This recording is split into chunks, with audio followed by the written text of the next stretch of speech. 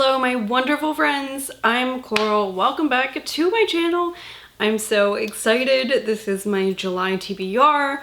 My birthday is on the 2nd, so oh my gosh, it's my 30th birthday, so I'm excited for my birthday to happen just because I'm one of those people who really loves, celebrating and stuff like that. Celebrating myself, I guess.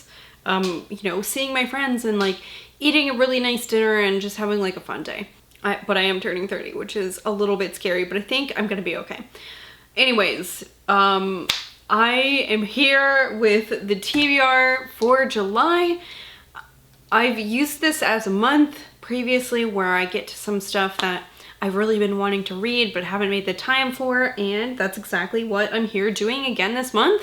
And oh my gosh, there are just so many things I want to read too, and I'm hoping that I can really just like demolish this pile and get to even more things, but we'll just have to see. All right, so the first book I want to talk about here is Blacktop by Ronald Malfi. This comes out this month. This is one of those stories where two people are coming together and they share like this trauma that's happened in their childhood.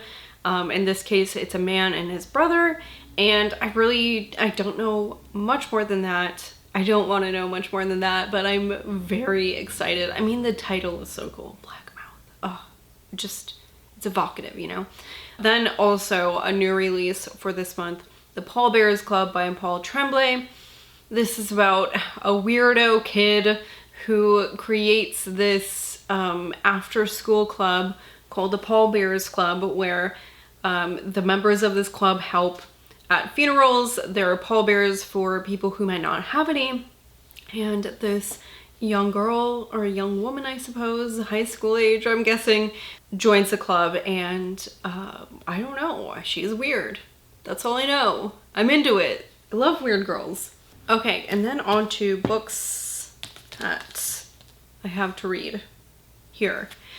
First one, The Plants by Kenneth McKenney. This one is actually not quite one that I'm like super excited about, but this is a book that I'm reading for a trope video, which is about eco-horror, so like the plants, of course. This says, "It is the most stupendous summer England has ever known. Long, hot days, relieved by refreshing showers, transform the country into a garden of paradise.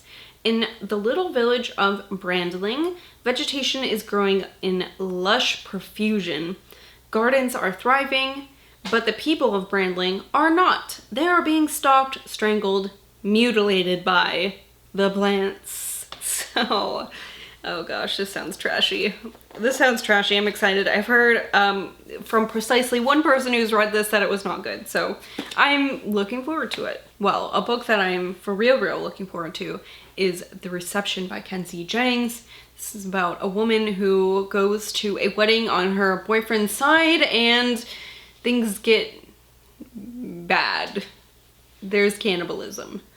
I think that this might be extreme horror-y, which I don't think I've really done that much. So I'm anticipating that I will have a good time. I don't really know, but I'm gonna try it. Okay, then I have volumes 3 and 4 of Blood on the Tracks by Shuzo Oshimi. This is a manga I started reading this year, and I was finally able, I've been looking for the 3rd volume in store for a while, and like, it's just like never there when I need it. So finally I just ordered it from Barnes & Noble online, which, I don't know. I have a membership, so I guess the shipping's free. But anyways, I don't even really know what to tell you about this story. In the first volume, there is this family tragedy, right? And the young boy, Seiichi, his mom is really strange, and I can't really tell you exactly how or like why I feel that way. I think that something bad is gonna happen, and it makes me very uncomfortable, and the artwork is really great. It takes a lot of time to focus on the characters' faces, so you really get like the emotion of what's happening, and I shouldn't be flipping through because I'm gonna spoil myself, but I'm really looking forward to knocking those 2 volumes out. Before I forget, I also have an arc of What Moves the Dead by T. Kingfisher. I believe this is also coming out this month, and this is like a take on the House of Usher, where this person is coming back to visit their sick friend, and it's been years since they've seen them, and their house is like falling apart. You know, it's the House of Usher, and there's lots of like fungal growth, and like the wildlife around the manor is acting very strange. One of those kinds of stories, and I am looking forward to it. Then a pick that I think will be summary. This is Saturday Night Ghost Club by Craig Davidson.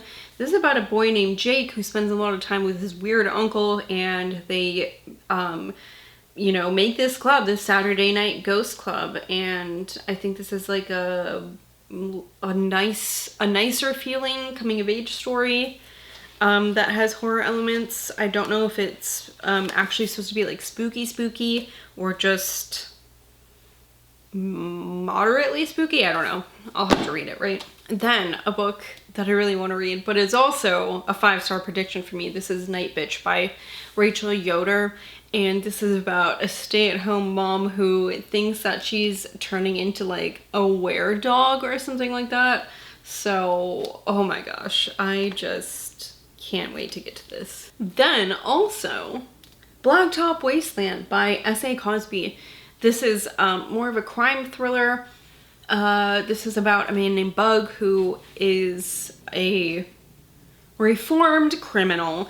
He used to be a well-known getaway driver, and he has given that up. He's trying to be on the straight and narrow, but that life kind of calls back to him, and we'll have to see what happens, right? But I heard great things about this when this came out, and then Razorblade Tears came out, and I read that, and I absolutely loved it. So I'm really looking forward to this. I'm anticipating that it will be a great read, and that it'll be, you know, just as good as Razorblade Tears. And then, maybe most excitingly for me this month, I'm going to read Vultures by Chuck Wendig, which is the last book in the Miriam Black series, and this is quite a bit longer than the other Miriam books. This has got to be like 400 pages, right? 405. Holy cow. I'm really good at, not to brag, but I can tell usually within about like 20 to 30 pages how long a book is by, you know, sight. It's a spooky sixth sense that I have. So you can call me a Miriam Black, and I will answer to that. But this is about the real Miriam Black, who, when she touches someone, she can see how they'll die. And this has caused a lot of problems with her life, as you might imagine. And it's caused a lot of problems with every single relationship she's ever had, as you can imagine. And she's trying to like right her wrongs and do some shit. I don't want to give too much away, but oh my gosh, the last book, the 5th book, leaves you on such a note that it's just impossible to imagine what's gonna happen. I mean, the stakes are always very high in those books, and I need that, because that's what makes it feel authentic. Like, the good guys don't always win in real life. The good guys don't always live to see the next day in real life, and sometimes the bad guys are the ones who win and live. And boy, that last one though, that really was a hard book to get through because it was very emotional. And so I'm very excited to read Vultures and close up that series and just feel proud of myself that I finished a series, and like sad that the series is done. Anyway, that is my July TBR. That's my birthday month TBR. Yeah, that's it. I'd love to know if you've read any of these and what you thought about them. I'd love to know what you're reading this month, what you're really excited for. And that's it for me. So thank you so much for watching, and I will always see you guys later. Goodbye.